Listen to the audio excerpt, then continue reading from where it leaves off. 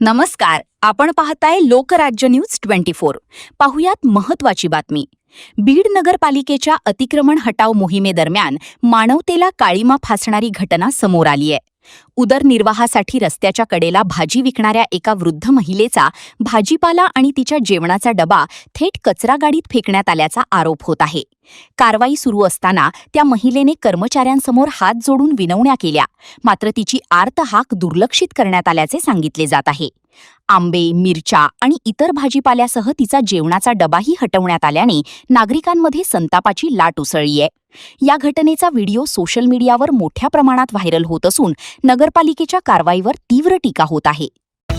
महाराष्ट्रातील महत्त्वाच्या आणि ताज्या बातम्या पाहण्यासाठी आजच आमच्या लोकराज्य न्यूज 24 न्यूज चॅनलला YouTube वर सबस्क्राइब करा आणि बेल आयकॉन प्रेस